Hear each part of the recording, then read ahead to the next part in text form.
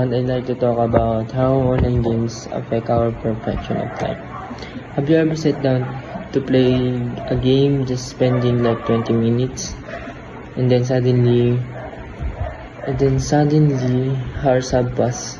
You're not alone. Many people experience a short time of distraction while gaming.